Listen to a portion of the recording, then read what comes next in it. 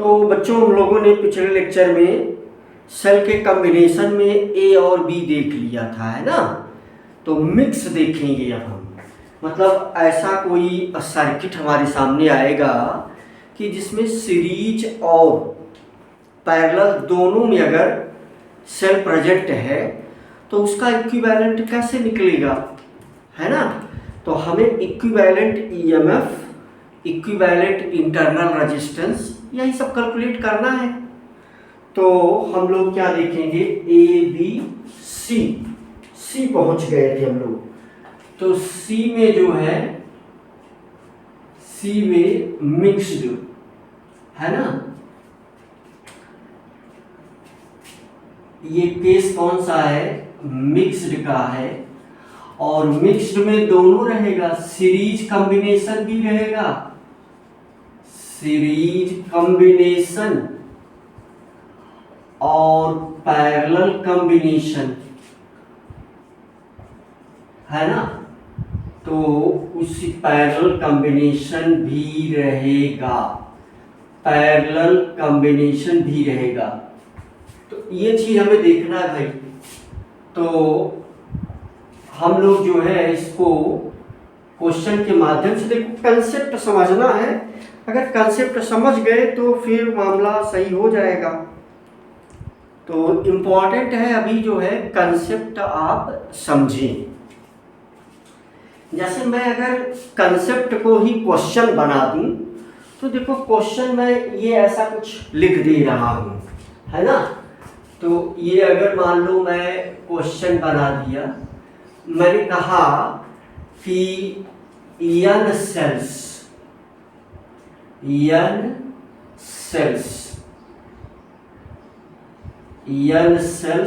are connected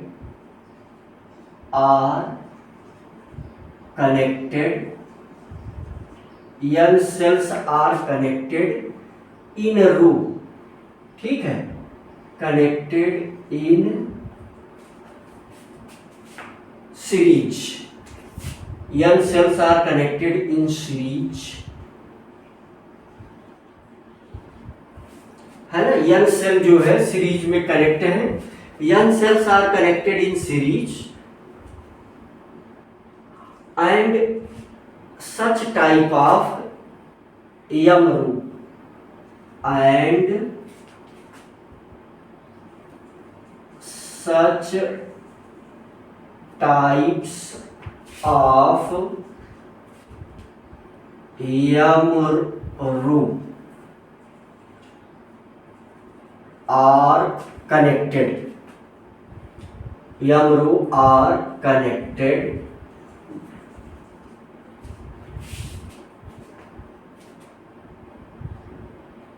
in parallel, connected in parallel।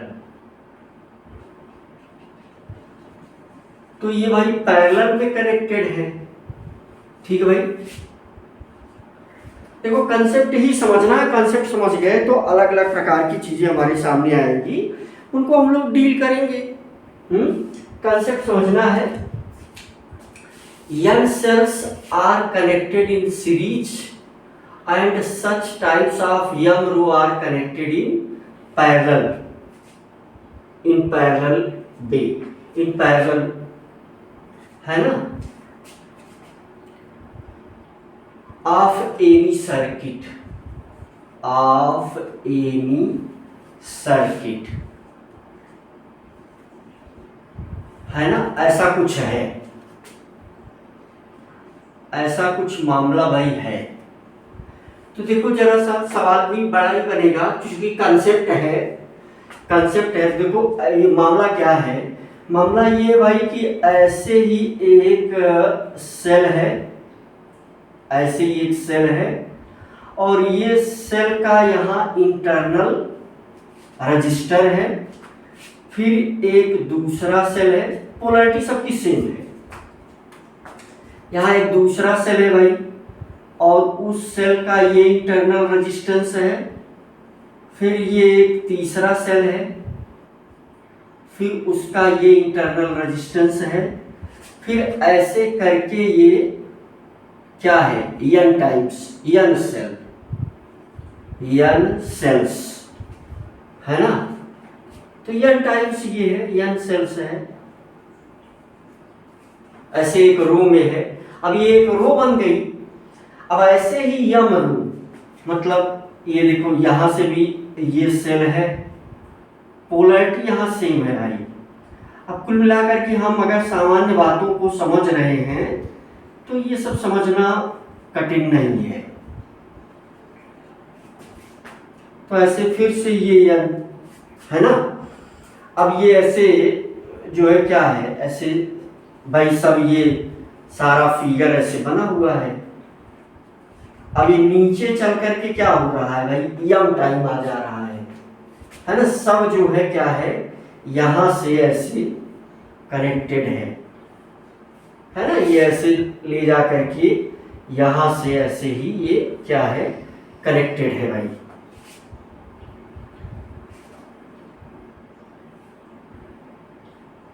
ये सब ऐसे कनेक्टेड है। तो इसका ईएमएफ कैसे निकलेगा, और ये कितना चल रहा है देखो, ध्यान दो। तो ये फर्स्ट रो है, सेकंड रो है ना, थर्ड रो है, तो ऐसे कितना m टाइम्स। अब सिंपल सी बात है कि यही पॉइंट हमारा जो है, ये पॉइंट होगा A और ये पॉइंट होगा B, है ना। तो अब ये पूरा कनेक्शन है और यहीं से ले जाकर के आगे हम कोई सर्किट बना देते हैं ऐसे। मुझे लग रहा है, दिख रहा है आपको, है ना, ये सर्किट है ऐसे।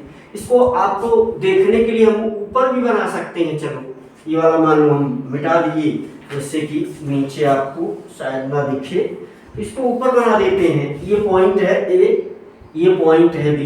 यहां से हम ले गए बाहर एक सर्किट है भाई। देखो अब इतने सेल सीरीज और पैरेलल का क्या बन गया भाई। देखो ये सारे सेल आपस में किसमें है, सीरीज में, और ये सेल किसमें है, पैरेलल ही है ना। यहां देखो एक हम लगा देते हैं क्या, एक्सटर्नल रजिस्टर ये, और इसको ले आकर के ये जोड़ दिया हमने, सर्किट बन गई भाई। अब यहां कुछ चीजें देखो सेम है। तो यहां ये एक्सटर्नल रजिस्टर है R।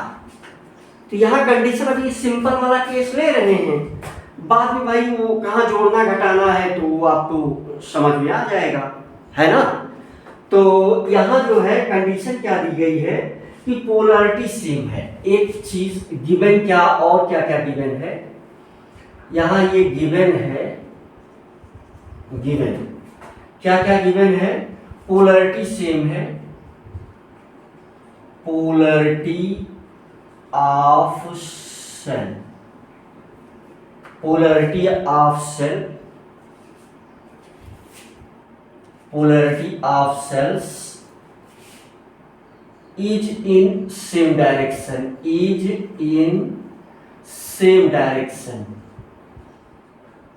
ये सेम डायरेक्शन में है। और क्या दिया गया, एक पॉइंट वाई ये गिवन है, और क्या दिया गया है कि एवरी सेल का जो है, एवरी सेल, सभी जो इसमें जितनी सेल लगी हुई है सभी सेल का ईएमएफ कितना है, E है, और इंटरनल रेजिस्टेंस ये स्मॉल लेटर R है।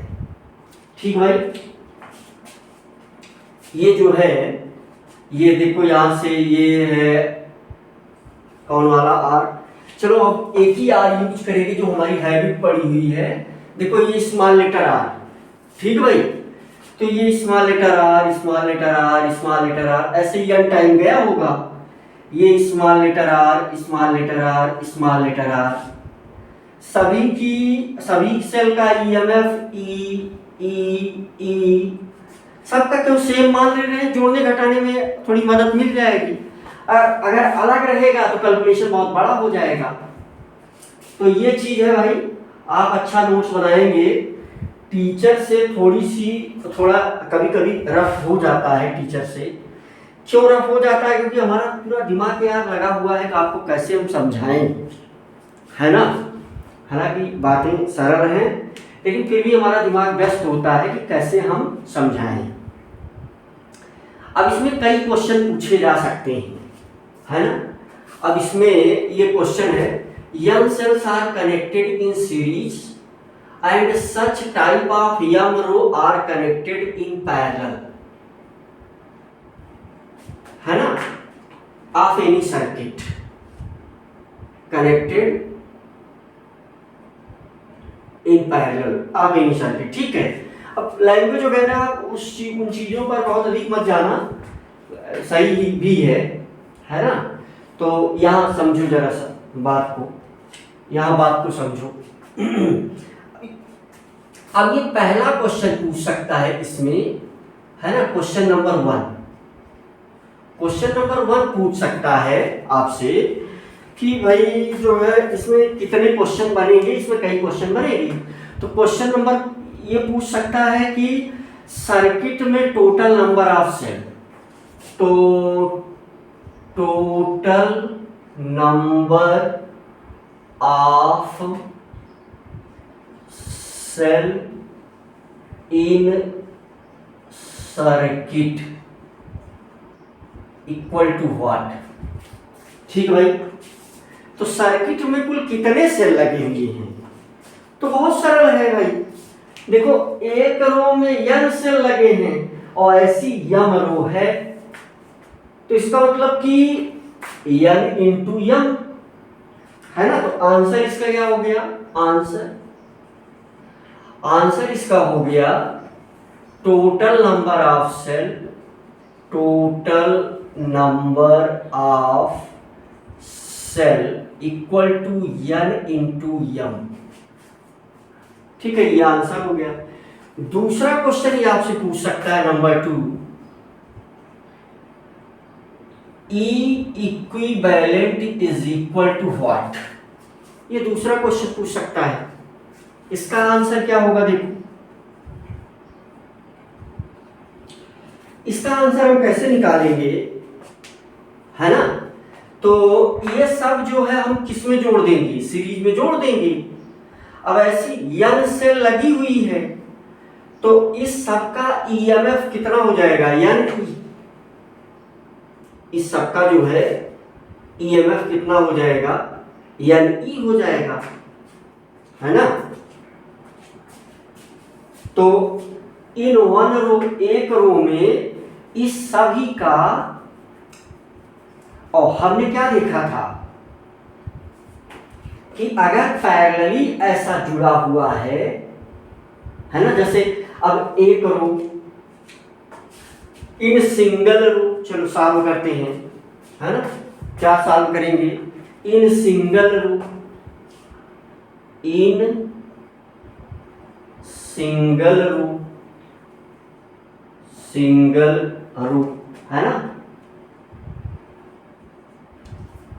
एक रो में in single row n cells are connected, in single row n cells of E, n cells are connected।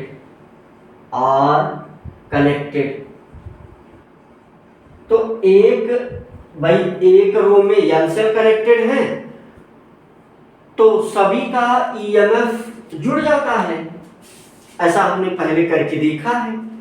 तो इसका मतलब कि एक रो के लिए n cells are connected, तो E equivalent for first single row, है ना, E equivalent for one row, एक रो के लिए क्या हो जाएगा, ये आ जाता था NE, भाई सभी का EMF आपस में जुड़ जाता था, तो ये एक रो के लिए आ जाता था। अब ऐसा सभी का है NE, सभी के लिए है NE, है ना। इसका मतलब कि इस सिंगल वाले, भाई यहां से देखो, इस केवल एक के लिए हम ऐसा कुछ इक्विवेलेंट सर्किट लिख सकते हैं, देखो ये ऐसे जुड़ेगा, ऐसे हमने सेल बना दिया, ये जो है यहाँ इसका इंटरनल रेजिस्टेंस भी जुड़ेगा। अभी internal resistance equivalent internal resistance हमसे पूछेगा, तो इसकी तो बात है नहीं, ये भी आपस में जुड़ जाता ही है, आप जानते ही हैं। तो ये ऐसे एक रो में जितने सेल थे, तो इसका ईएमएफ कितना हो गया, यानी ई हो गया, है ना। अब इसका आर जो भी आएगा, तो इसका आर इक्विवेलेंट ये हमने लिख दिया, है ना। तो ये बात आप देख लें, मुझे लग रहा है कि ये बात बहुत आसानी से आपको समझ में आ रही है ना। तो वैसी यम रो जुड़ी हुई है, और हमने क्या पढ़ा था कि इक्विवेलेंट ईएमएफ पर अगर ये सब पैरेलल जुड़ा हुआ है तो कोई फर्क नहीं पड़ता है ना। अब ऐसी कितनी रो है, यम रो है, तो उसके इक्विवेलेंट ईएमएफ पर कोई फर्क नहीं पड़ता है। ऐसा पिछले वाले सवाल में हमने सॉल्व किया था, जितनी सेल हम अगर सेम ईएमएफ की सेल को जोड़ रहे हैं पैरेलली, तो उसका ईएमएफ वही रहता है जो ईएमएफ पहले था, है ना। तो इसका मतलब कि यहां से हम ये बोल सकते हैं कि सभी, अब ये कितना सबको यम टाइम है, तो चाहे जितना टाइम आप जोड़ो सभी का क्या निकल जाएगा। इसका मतलब कि यहां से ऐसे ऐसे सब, ये अगर आप देखो ध्यान से, तो सर्किट कुछ ऐसे बन गई है। सर्किट जो है भाई देखो, एक रो का ऐसे है, देखो एक रो जो है ऐसे बन गया, है ना, दूसरा ऐसे ही बन गया,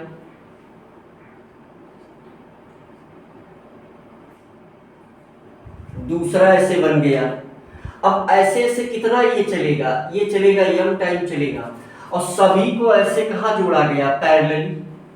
और इसका कितना है इक्विवेलेंट ईएमएफ, है ना, ऐसे है सब भाई, ऐसे बन गया। ये इतनी बड़ी सर्किट जो बनाई थी वो ऐसे कन्वर्ट हो गई, है ना। इधर भी ऐसे जोड़ दो, सब पैरेलली जो है इसको जोड़ दो ऐसे, ये यम टाइम। तो इसका मतलब कि हमें एक चीज मिल गया कि इसका जो ई इक्विवेलेंट आता है उसकी भी वैल्यू क्या रहेगी, एन ई रहेगी,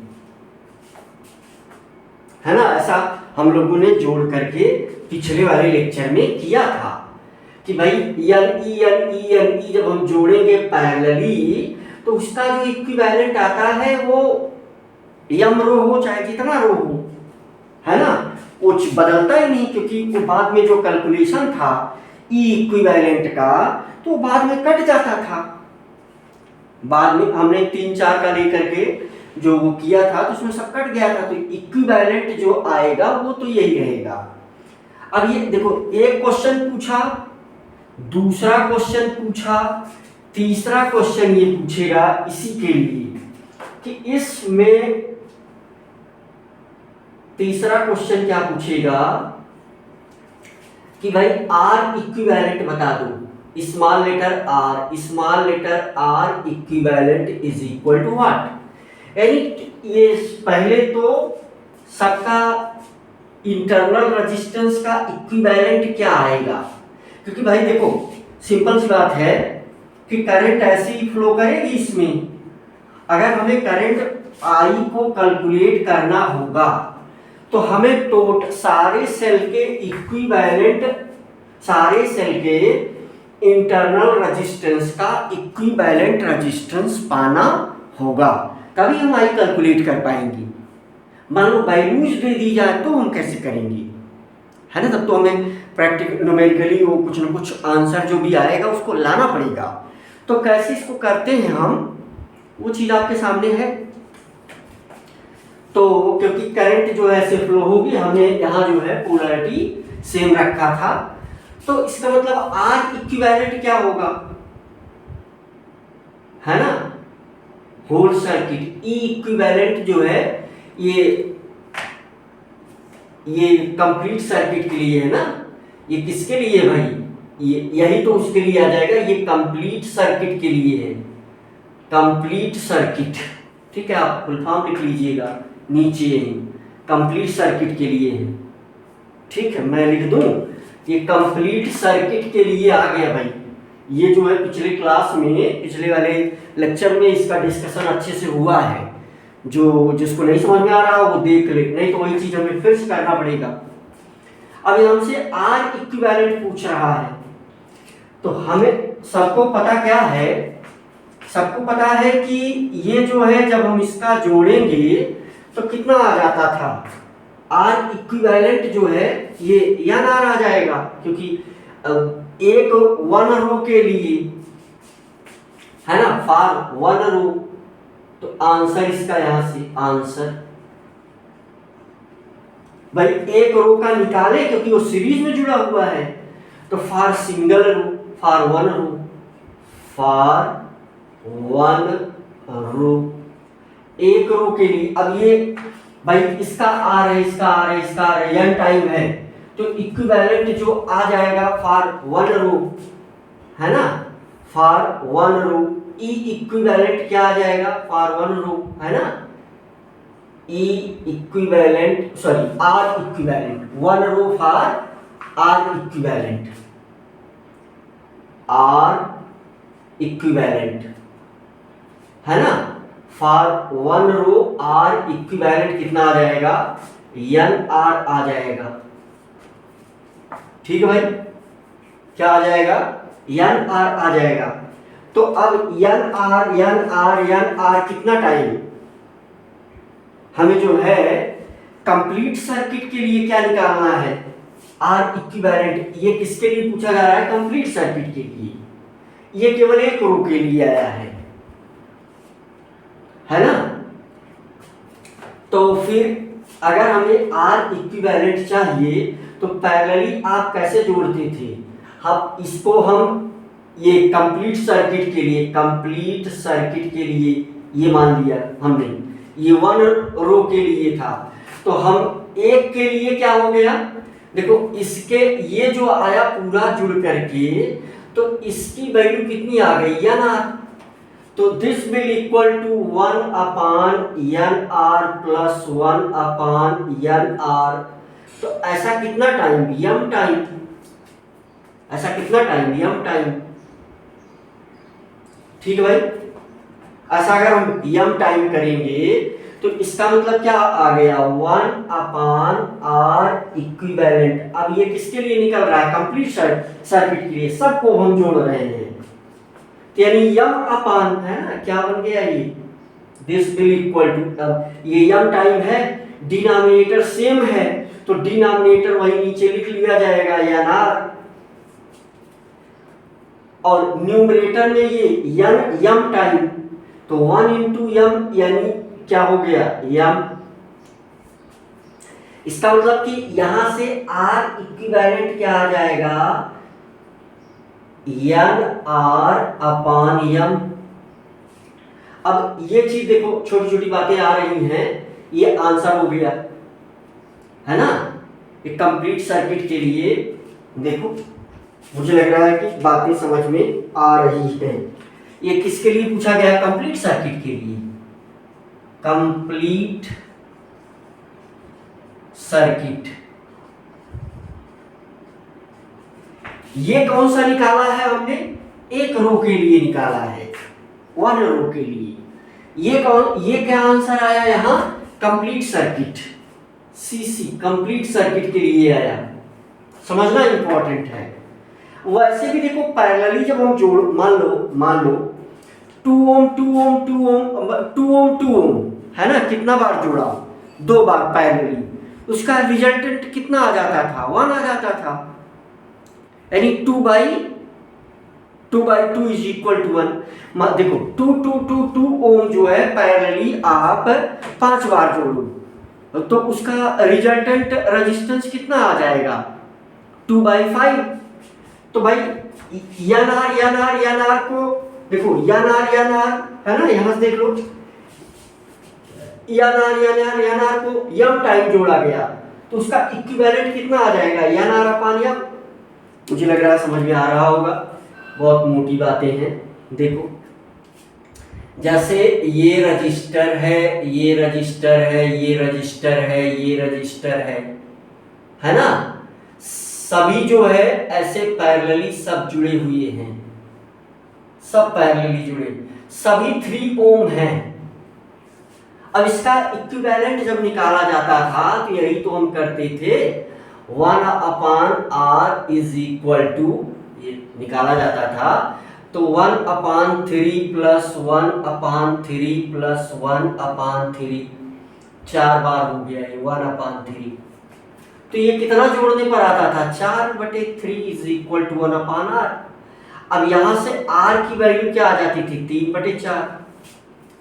देखो सभी कितना है, 3 ओम है, 4 बार जोड़ा गया 3/4, 5 बार जोड़ा जाता 3/5, 8 बार जोड़ा जाता 3/8, m बार जोड़ा गया nr को, nr/m।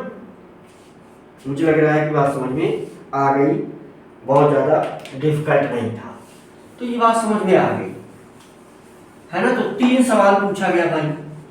चौथा सवाल क्या पूछा जा सकता है, चौथा सवाल ये पूछ सकता है भाई आपसे कि अगर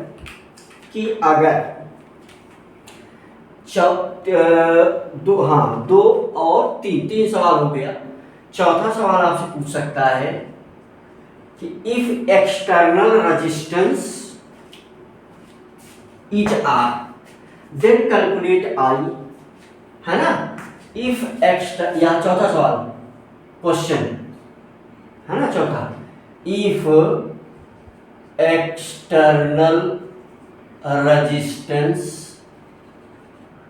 if external resistance is capital letter R, comma, then I is equal to what?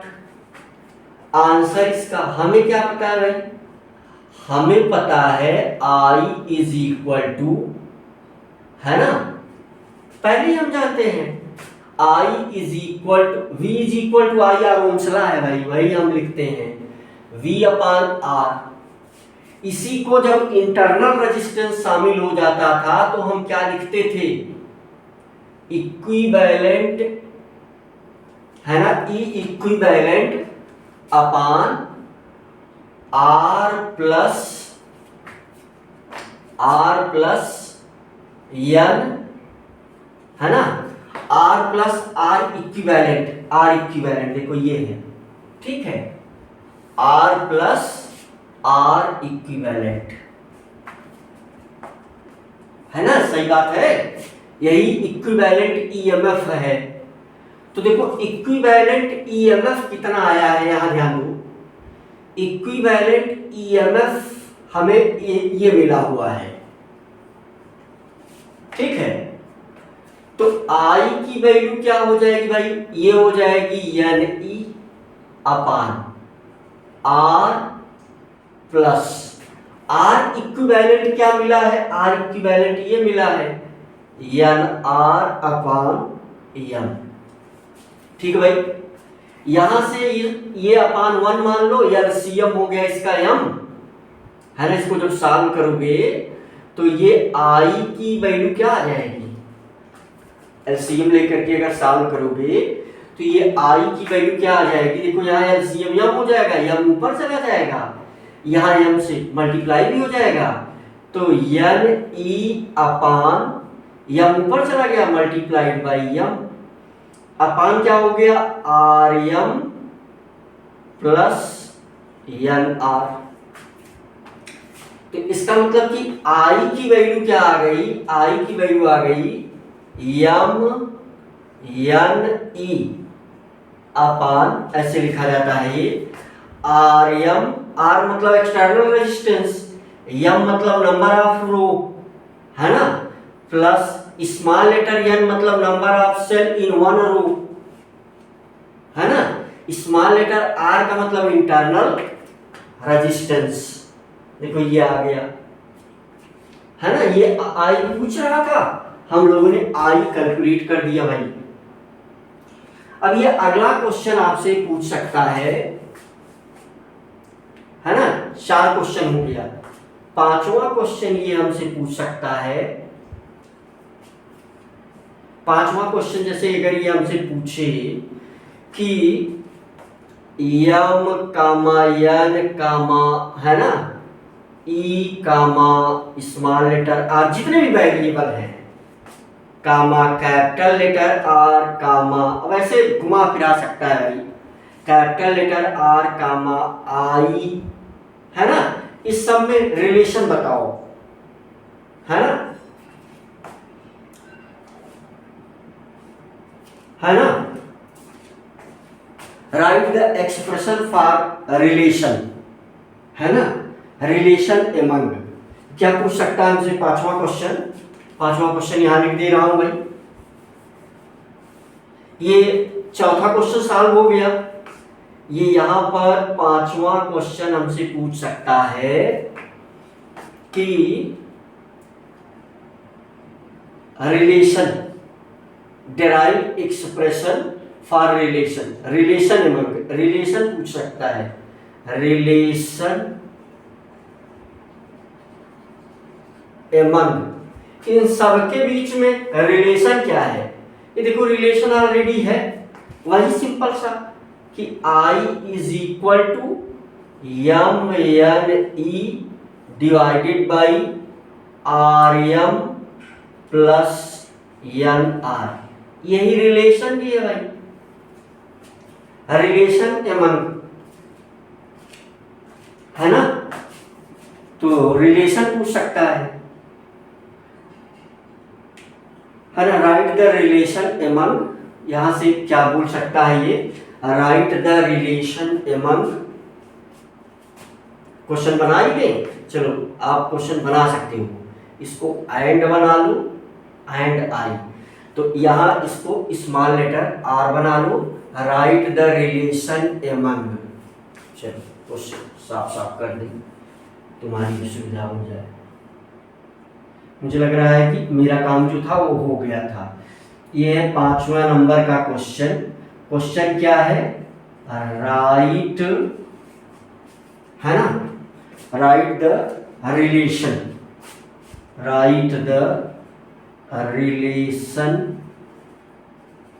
Among, तो सारे सभी में रिलेशन भी देखो बन गया है, ये एमंग दिस एंड दिस, ये रिलेशन देखो ये उठा करके लिख दिया। अगला एक क्वेश्चन इसमें पूछ सकता है, और क्वेश्चन ये पूछ सकता है इसमें, अब इसका काम हो गया भाई, अब हम सवाल पर प्रैक्टिस करेंगे। एक सवाल ये पूछ सकता है इसमें, आई मैक्सिमम कब होगा, आई मैक्सिमम कब होगा, calculate the I maximum. I maximum का मतलब क्या हुआ, आई मैक्सिमम का कैसे पता चलेगा, यानी करंट इसमें मैक्सिमम फ्लो कब होगी, तो करंट मैक्सिमम फ्लो तब होगी जब इसमें इसके यम और यन में कुछ रिलेशन बने, यानी एक्सटर्नल रेजिस्टेंस और इंटरनल रेजिस्टेंस में कुछ क्या हो, रिलेशन बने। तो यहाँ जो अगला सवाल पूछ सकता है, भाई ऐसा कोई कॉम्बिनेशन आप हमारी लाइफ में बहुत सारी ऐसी जरूरतें बनेंगी कि जिसमें ऐसा कॉम्बिनेशन हम बनाएंगे, तो हम कौन सा कॉम्बिनेशन बनाएं कि हमें करंट मैक्सिमम मिल जाए, है ना। तो सवाल क्या पूछेगा, सवाल ये पूछेगा, मुझे लग रहा है कि उसकी जरूरत नहीं थी इसीलिए मिटा दिया। तो 6 नंबर का सवाल ये पूछेगा सर आपसे, क्वेश्चन नंबर 6। तो क्वेश्चन नंबर 6 में ये पूछेगा कि भाई I max is equal to what, I max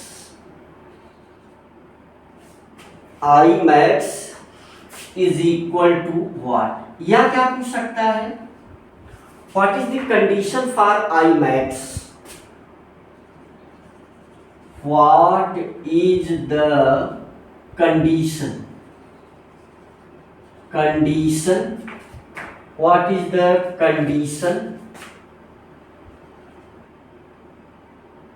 for I max, I max के लिए कंडीशन क्या है ना, दोनों एक ही बात है भाई। I max हम निकाल ले तो हमें पता चल जाएगा ना कौन सी कंडीशन में आ रहा है। तो देखो इसका आंसर क्या है, आंसर वही पुराने वाले से निकलेगा भाई।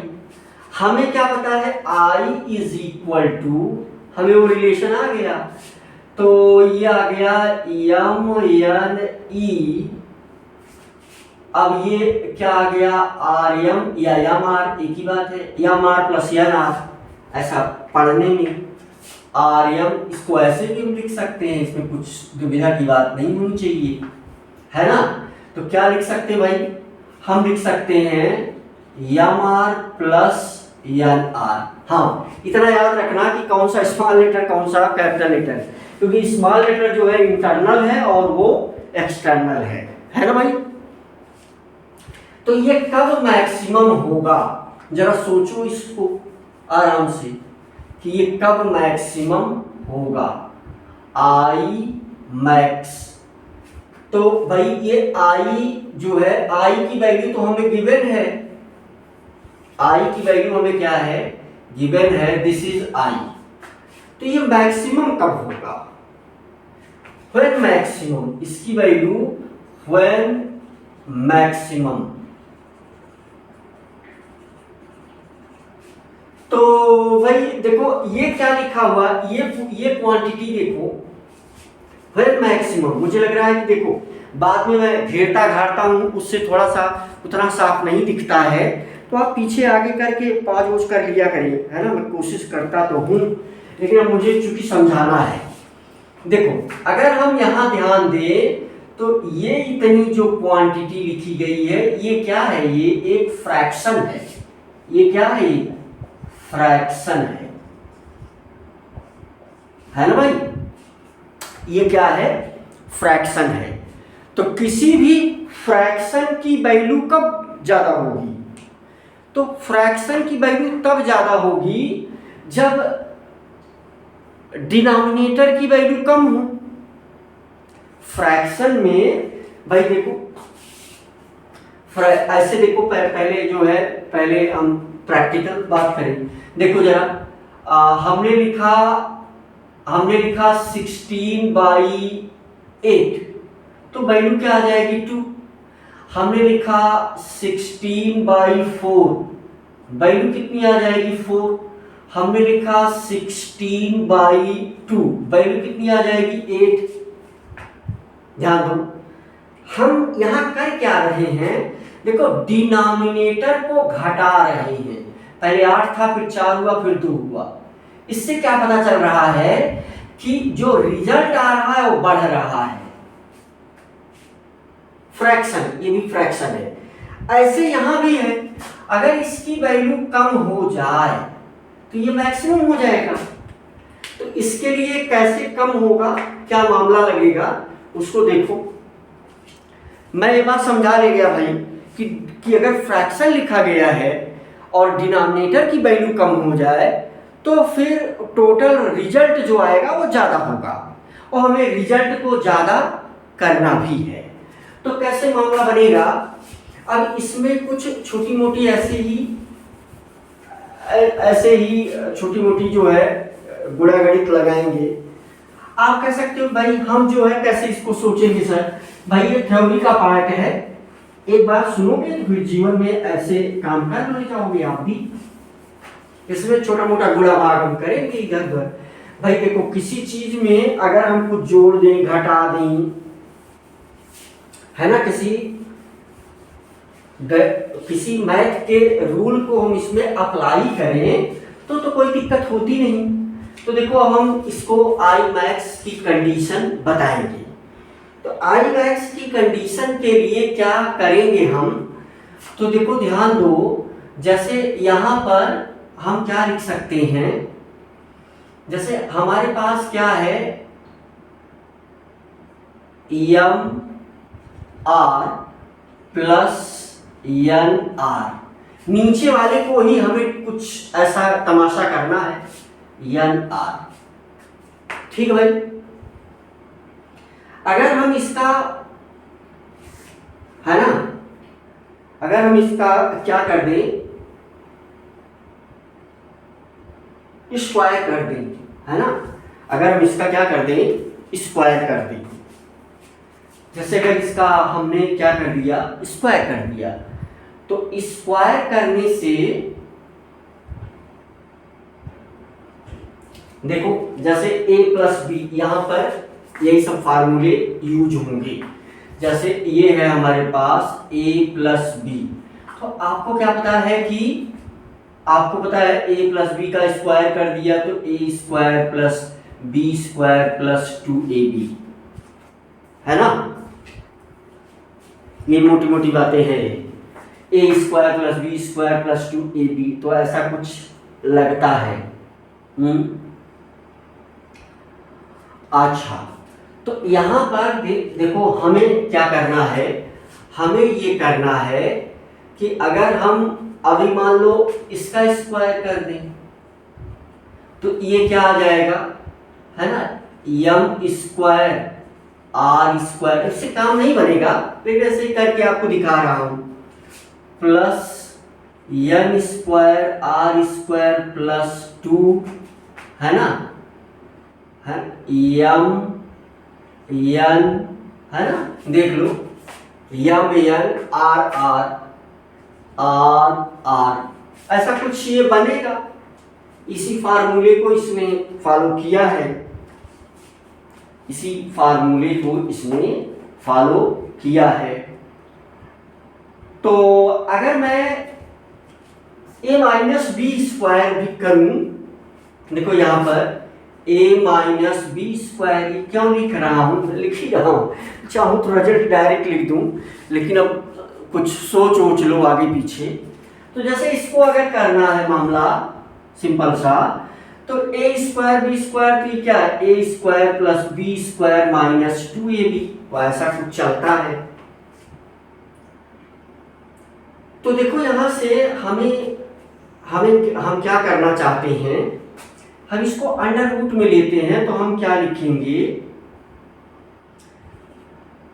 Under root M R square, है ना, अंडर रूट में ये हमने क्या ले लिया, एम आर का स्क्वायर, ठीक है। या यहां से भी हम इसको ले सकते हैं, देखो जैसे ये m are plus N r, इसकी वैल्यू हमें कुछ मॉडिफाई करना है जिससे कि इस डिनोमिनेटर को हम कम कर दें, है ना। तो जैसे हमने यहां लिया अंडर रूट में एम आर और प्लस अंडर रूट में N r small letter r, square लगा दो, स्क्वायर लगा दो, ठीक भाई, इसका भी स्क्वायर लगा दो, एन आर स्क्वायर। तो ये क्या हो जाएगा, यहां पर अगर हम माइनस, है ना, अंडर रूट की अगर हम बात करें, माइनस अंडर रूट में क्या हो जाएगा, 2 m capital letter R small letter r, ठीक भाई। तो देखो ये ऐसा कैसे बन रहा, A square plus B square, है ना, ये देखो कहानी बन जा रही है। अब इसको हम थोड़ा सा इसी से ये थोड़ा मॉडिफाई करें, तो देखो ये क्या लिखा क्या गया है, देखो अगर इसको हम इसके अनुसार कुछ मॉडिफाई करें, मिटा दें, यहां भी मिटा देते हैं, है ना, यहां भी मिटा देते हैं, इसको मिटा देते हैं। सवाल तो आ ही गए हैं आपको, ऊपर वाले सवाल तो सरल ही हैं, ऊपर वाले सवाल सरल हैं।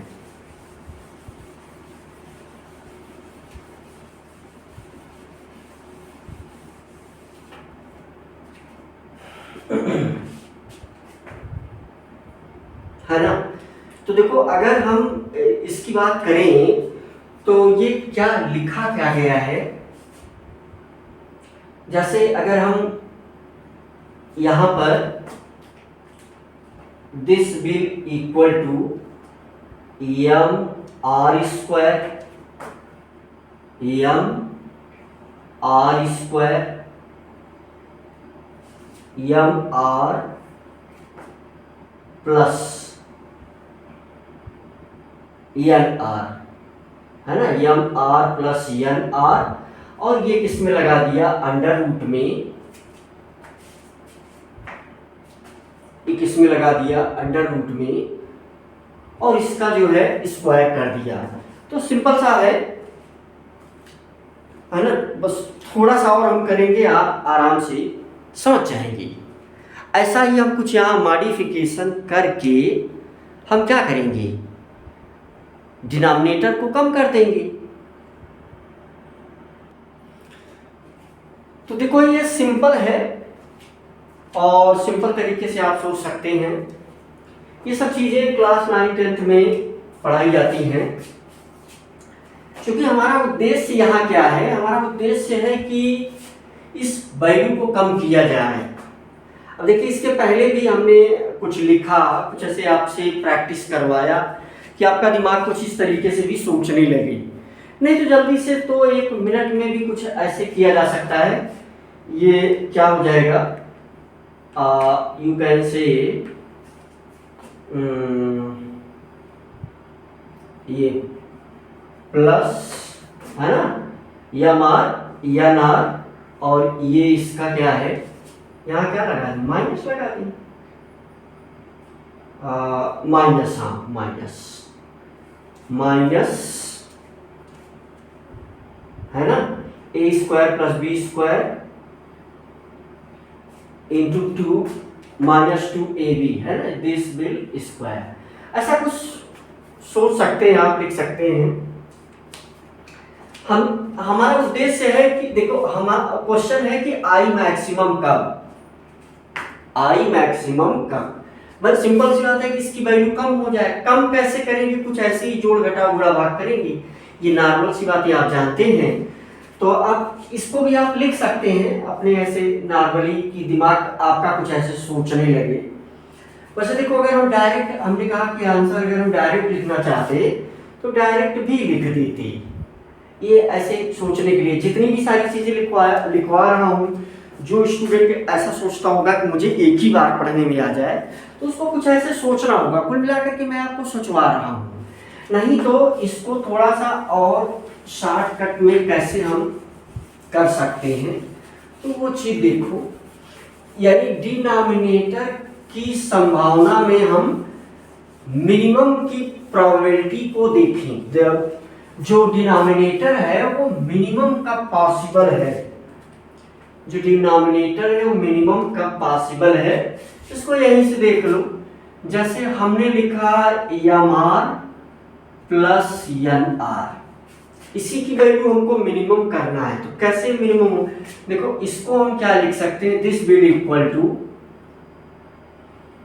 है ना, M are square under root में प्लस, देखो इसको हम ऐसे लिख सकते हैं, plus N R square under root में। ठीक है भाई, N R square under root में ऐसा लिख सकते हैं। देखो यहां हमने क्या कर दिया, यहां हमने माइनस, है ना, 2ab, देखो ऐसा हम लिख सकते हैं ना, A square plus B square plus 2ab।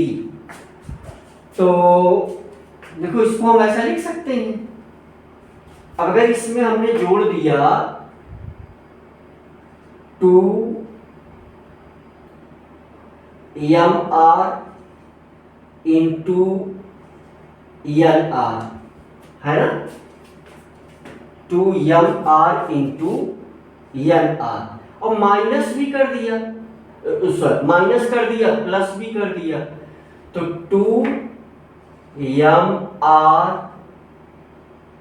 Into N R. मुझे लग रहा है ये बात आपको समझ में आई, है ना। देख लो, ये है बिल्कुल एकदम सिंपल सा। देखो इसको हम ऐसे लिख सकते थे, ऐसे लिख दे भाई, अंडर रूट लगाया तो स्क्वायर भी लगा दिया, है ना। और यहां से इसको फिर हम क्या कर सकते हैं, हमने यही क्वांटिटी जोड़ा। भाई किसी चीज में कोई चीज जोड़ो, कोई चीज घटा दो, तो वो चीज वही रह जाती है। देखो इसको हम क्या लिख सकते हैं, इसको हम लिख सकते हैं वही जोड़ा और वही घटा दिया, तो इसको हम क्या लिख सकते हैं, अंडर रूट यम आर, है ना, यहां से under root M R plus N R under root में इसका होल स्क्वायर, ये इतनी क्वांटिटी है ना। अब इसके बराबर ये पूरा है, तो यहां प्लस भी कर दे रहे हैं, प्लस ये किस में रहेगा, ये भी रूट में रहेगा।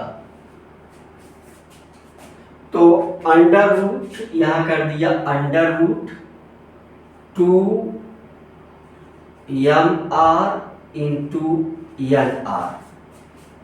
क्या बात क्लियर हो रही भाई? तो मुझे लग रहा है कि ये बात आपको समझ में आ रही है। इसका मतलब आई मैक्स की जगह पर हम, अब देखो हमें इसको मिनिमम करना है। यहां पर साइन क्या रहेगा, देखो ये माइनस साइन रहेगा, प्लस नहीं माइनस, हाँ साइन क्या रहेगा, माइनस, है ना। देखो A square plus B square minus 2ab, ऐसा बन रहा है ना, ये ए स्क्वायर है ना plus B square minus 2ab, ऐसा बन रहा है ना ये। तो इसको हमने ऐसा कर दिया,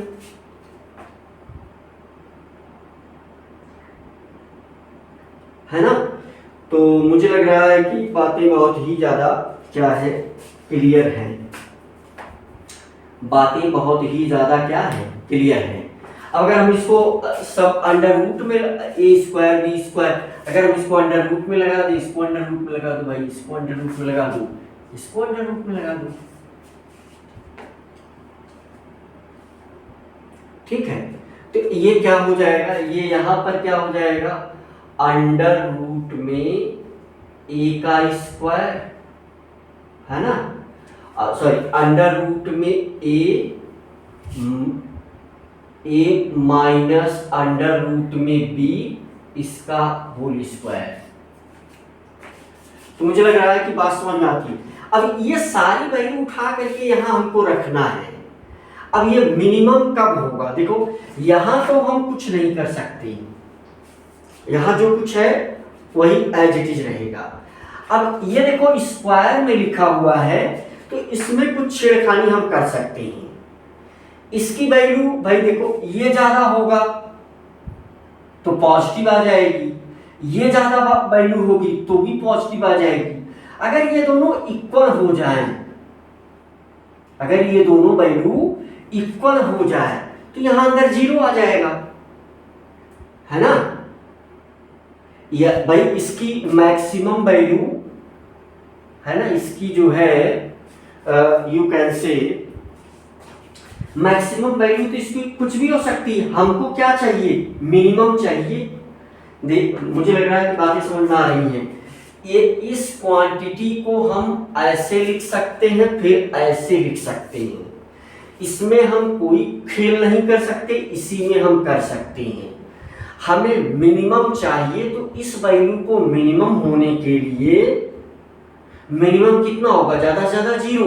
अगर ये इसके अंदर कुछ निगेटिव भी आएगा तो उसका स्क्वायर पॉजिटिव कर देगा उसको, तो ये पॉजिटिव रहेगा।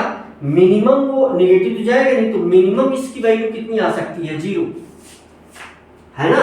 इस पूरे की मिनिमम वैल्यू क्या है, मिनिमम पॉसिबल वैल्यू, यही मिनिमम ही करना है, मिनिमम पॉसिबल वैल्यू। ये कितना हो जाएगी, जीरो। बच्चे समझ जाते हैं, मैंने जानबूझ करके इतना समय लिया, है ना, जानबूझ करके वो सारे फार्मूले लिखे कि आपको समझ में आए। भाई सोचना ऐसे ही है, नहीं मैं चाहता तो डायरेक्ट इसको यहाँ ले आ करके, अब यहाँ से एक चीज ये मिल गया हमें रिजल्ट क्या मिल रहा है कि under root M R minus under root N R equal to 0।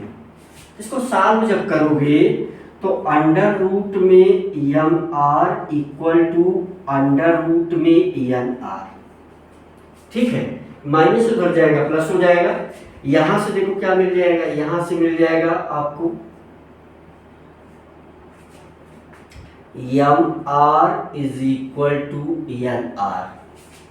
यहां से क्या मिल जाएगा भाई, यहां से मिल जाएगा आपको R is equal to N R upon M. ध्यान देखो, अब देखो ध्यान से, एन आर अपान एम कहीं आया है, ये आया है ना भाई। आई मैक्स के लिए लिखो ना आप, मिटा दे और सब चीजें मिटा के और भी लिखें। देखो ये क्वांटिटी क्या है, इक्विवेलेंट इंटरनल रेजिस्टेंस। तो ये दी ना, इस टोटल भाई टोटल ये मिनिमम कब होगा, यानी ये पूरी क्वांटिटी बराबर ये क्वांटिटी मिनिमम कब होगी, जब इसकी वैल्यू हम 0 कर दें और कोई संभावना बन नहीं रही है। ये तो भाई अंडर रूट में है, कुछ क्वांटिटी है वो रहेगा अपना, हम इसको 0 कर सकते हैं, यही हमारे हाथ में है। कैसे हम इसको 0 कर सकते हैं, ऐसी सेटिंग करें कि एक्सटर्नल रेजिस्टेंस, ये क्या है, आर क्या है, external resistance equivalent internal resistance के इक्वल हो जाए तो इस क्वांटिटी की वैल्यू मिनिमम हो जाएगी, और जब ये क्वांटिटी मिनिमम हो जाएगी तो आई मैक्सिमम हो जाएगा। यही मैं लिखना चाहता हूं,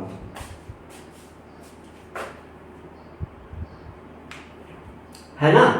तो इसका आंसर आई मैक्स कब होगा भाई, आई मैक्स में आंसर क्या बचेगा भाई, अब ये जब इक्वल हो जाएगा तो इसका सम 0 हो गया, तो कुल मिलाकर के आई मैक्स का फार्मूला क्या बनेगा, I max is equal to M N E divided by I से I max.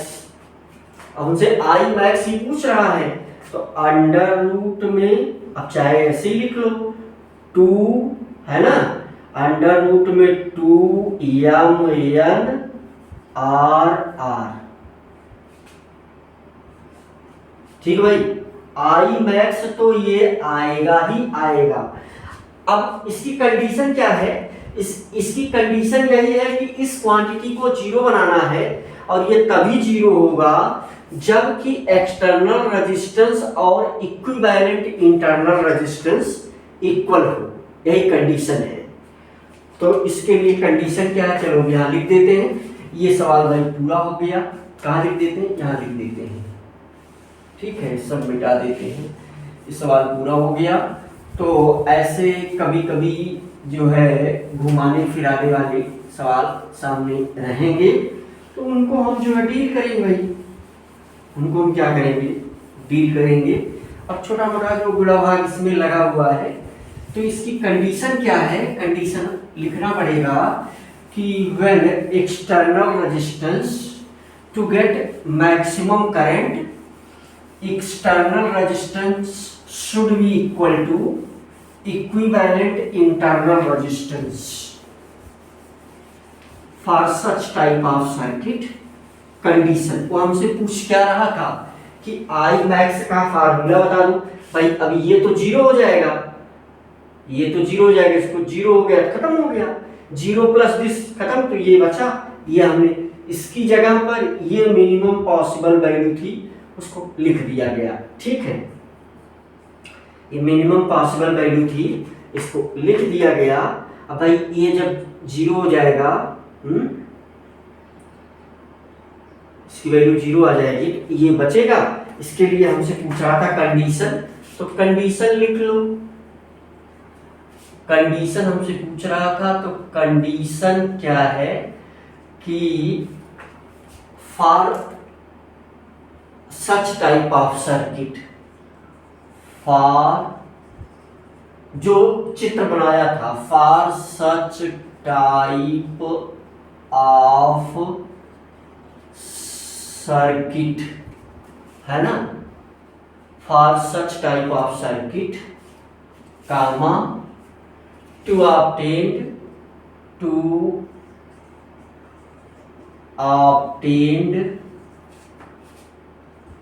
Imax,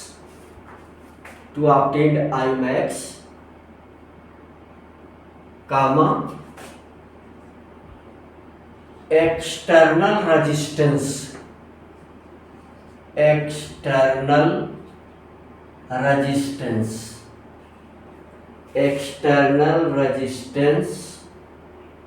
should be